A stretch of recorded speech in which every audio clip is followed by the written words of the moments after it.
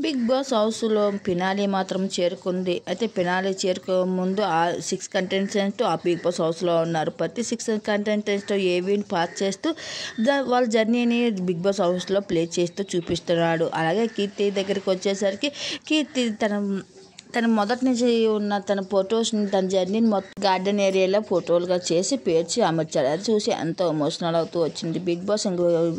ఇక కీర్తితో మాట్లాడుతూ, నువ్వు చిన్నప్పటి నుంచి ఎంత బాధపడినావు, ఫ్యామిలీని కోల్పోయి ఎంతో బాధను అనుభవించావు. కానీ ఒక లక్ష్యంతో బిగ్ బాస్ హౌస్లోకి అడుగుపెట్టి ఆ లక్ష్యాన్ని కోరుకోవడానికి నువ్వు ఎంతో శ్రద్ధగా నువ్వు నీ హెల్త్ కండిషన్ ఎలాగున్నా, నీ పర్సనల్ లైఫ్ ఎలాగున్నా ప్రతి టాస్క్లో పాల్గొని చక్కటి పర్ఫార్మెన్స్ అందిస్తూ అందరిని అలరించుకుంటూ వచ్చావు. నెమ్మదిగా అందరితో మంచితనంగా, ఎవరితో కూడా శత్రుత్వం పెంచుకోకుండా అందరితో మంచితనంగా మెలుగుతూ వచ్చావు. అయితే నీ పర్సనల్ లైఫ్కి వస్తే మటుకు చాలా బాధాకరం విషయం. అన్నీ తట్టుకొని నిలబడి నీ ఒంటరి జీవితాన్ని వెల్లడిస్తాను. నువ్వు ఇప్పుడు బిగ్ బాస్ అవసరంతో అడుగుపెట్టి అందరికీ మంచిగా నువ్వు నిల్చున్నావని చెప్పవచ్చు. అయితే నువ్వు లైఫ్లో ముందుకు వెళ్ళాలని మేము కోరుకుంటున్నావు, నువ్వు ఎన్నో రావే అవకాశాలు నీకు దక్కాలని కోరుకుంటున్నావు అంటూ బిగ్ బాస్ చెప్పుకుంటూ వచ్చాడు. అన్ని మాటలు విన్నాక కీర్తి మటుకు చాలా ఎమోషనల్ అవుతూ ఏడ్చుకుంటూ చాలా బాధపడుతూ వచ్చింది.